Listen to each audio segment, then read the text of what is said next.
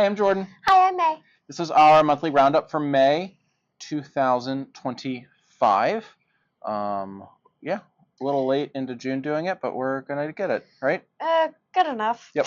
And then we played a bunch of games, so I'm doing a separate video without May. That'll go up in a couple days. That's kind of May part 2. Sound good? Yeah. Without you. Just me. This month we played a bunch of new games. 2 of these are 2-player games. The other ones can be played multiple players. And May wanted to go smallest to biggest. Yes. Sound good? Mm-hmm. Let's go. It's a Slambo. May, how's Slambo work?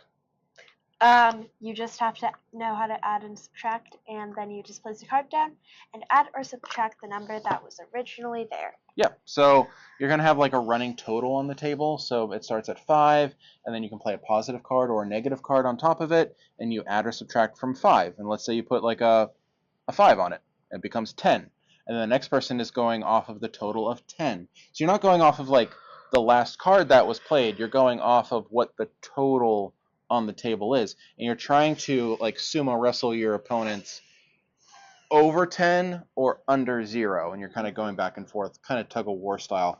I think the theme is kind of fun in this one. What did you think of this one? I really enjoyed it. I really like playing it with people who do not normally play board games. It's a really good one for that, because I think it's super simple, and just adding and subtracting really simple numbers works really well. Yeah. With more than 2 players, that adds some like funky little cards that maybe it's like could be plus or minus or reverse turn order or a couple different things that just kind of add some wrinkles that I think are really good too. So this one's sticking around.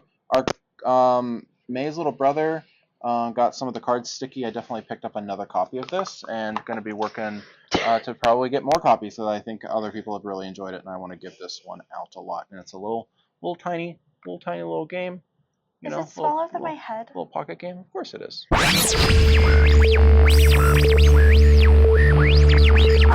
Alright, this next one, I believe I may have talked about a couple months ago, but we got an expansion for it. And then May has also played it for the first time. I have! I don't know if we used the expansion or not, so yeah. We did use the expansion when we played. So this is Rebel Princess, and we have the Happily Never After expansion. It plays pretty much the same. This expansion does not change any of the rules, which is really great. It just adds some new stuff. And this expansion box is really cool. It's got a spot over here for the princess tiles, and then over here you had the cards, and then it gave you a new score pad if you needed a new score pad, and it's kind of in this little funky booklet, but everything fits inside the box, so it didn't even matter. Yeah. It just added 2 princesses and some new round cards. Oh. So May didn't even know that I added. Yeah, wait, which princesses? I don't remember. Little Red Riding Hood and the Swan Princess. Oh, okay. And then I got a promo. Red Riding Hood is not a princess. And then I got a promo for Beauty from Beauty and the Beast. Okay. So yeah. What did you think of Rebel Princess? This is a trick-taking game where you are trying not to win things. It was really fun. I won, so I enjoyed that. Yeah. It plays a lot like Hearts. Mm-hmm. And I never played Hearts before, but it seems really simple, mm-hmm. and I really like that this adds on to that. Yeah. We played it. May's mom played with us. She does not like trick-taking games. She didn't like it. And she didn't really like this one, and it didn't convince her otherwise in her dislike of trick-taking games. Yeah. But I don't know. I think Rebel Princess is great. Yeah, it's so it takes fun. hearts and adds some special powers. Also a really fun theme and really great artwork. And I take this one to church a lot. All the little old ladies at church really like this because it feels like a classic game, but with a wrinkle and a fun theme added onto it. So this is one that's sticking around for us. I think this one's really fun as well. Also, the artwork on this is stunning. Yeah, so good. It's like cartoony, but got a really nice style to it. I also we should talk for review copies. Slambo is a copy that I did get for review, and Rebel Princess is also one that that I had for review. But regardless, I really like both of them. Yeah. So there you They're go. very good. All right.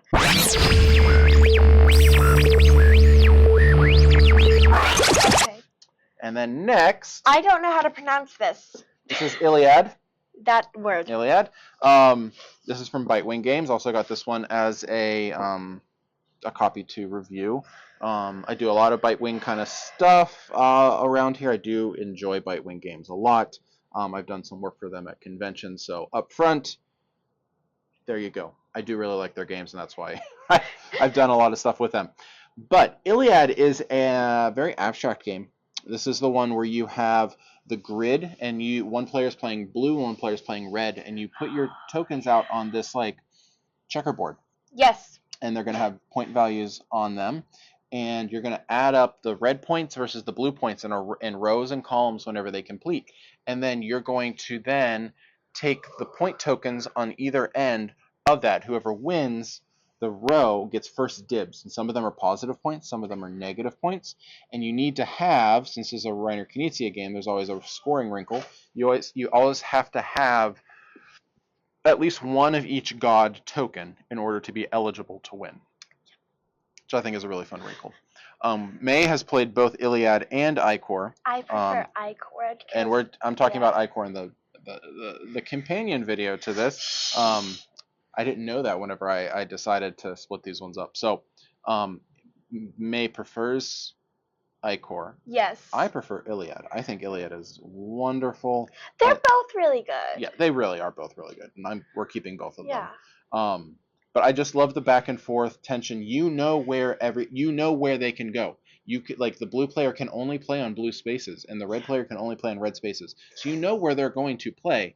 It's just a matter of which numbers are they going to play, and how. There's also these special powers on some of the tokens, and how are those going to manipulate yours or your opponent's pieces as well. It's just such a great kind of head-to-head game. So yeah, that's Iliad. Very fun. Very fun. I like this one a lot. Yeah.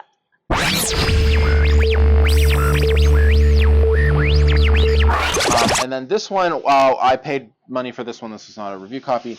And this one is, as of right now, you can quote me in next year or whenever I do my best games of the year list. This right now is my favorite game of the year. Hands down. Oh my God. Toy Battle. This is from Repost Games. Paolo More and Alexandro Zucchini are the designers. Oh. And this is a 2-player battle game, right? And very similar to Iliad. Similar, right? And the fact that they are 2-player games and you both battle each other. You are battling each other in a 2-player game, yep. And this one is a toy battle, so think like a Toy Story theme. And like in Iliad, all of the pieces are going to have a special power associated with them too, and they have a point value on them. So I can see some similarities here. You're going to have a battlefield, and there's 8 maps in the box, and there's 8 toys in the box, and each player is going to have a bunch of toys, tokens, and you're going to be on this battlefield, putting your tokens on the different spaces, I guess, on the battlefield. Yeah, I guess. And the aim is to capture your opponent's headquarters, their tower. Yep. Or wait, what's the other way that you can collect the most stars? Yes. So there's 2 victory conditions that you have to pay attention to, and if you're focused more on, defending your tower or attacking your opponent's tower, and you forget about the stars, your opponent can sweep in with stars. Or if you're focused on the stars, don't forget that they can kind of sneak in here. Yeah. But if you and your opponent are both focused on stars, it's gonna get tricky collecting the stars. Yes, because there's only enough stars on the field for one person is going to win by 1 star. Yeah. So it's a really it can be a really tight match if you're both going for those stars. I think the toy pieces in this with the special powers really makes this game unique in how you can always put a piece on top of another piece if it has a lower point value. So like a number 7 can go on top of a number 6, that kind of thing. But each of the tokens, each of the toys is going to have a special power. So like the robot allows you to force your opponent to, discard one of their pieces. Or the skeleton allows you to draw 2 new pieces. Or the unicorn allows you to draw 1 new piece, right? So remember the toy that you can place on top of anything, but your opponent can also place on top of that one. like the duck can do that. The duck, that's what it That's was. the duck can do that one. So it's just such a quick game Yeah. with so much variability between the different maps, between the different toys. I can't wait, and I'm sure there's going to be expansions or new versions to this one with new maps and new toys. Nothing's been announced, but you've heard it here first. It's going to happen. I think this is such a wonderful game. It's on Board Game Arena. I've been playing it nonstop on Board Game Arena with friends online, and all three of you have played this and really enjoy it. Yes. May's younger siblings also have played it like against each other. Oh, how did that go? It went pretty well. Oh, surprising. Yeah, it went pretty well. I sat there and made sure they didn't argue. But okay, that makes more it was pretty sense. good. I wouldn't say it's a kid's game, but it's a game that kids can play, families can play, kids and parents can play, adults can play back and forth, and it becomes more strategic as the players increase in their ability to strategize. So, Toy Battle, fantastic game. Yeah, we've talked about 4 good games today. I usually try to talk about a game I didn't like. So, there you go. 4 great games.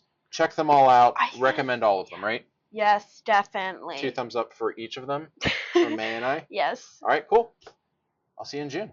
Bye.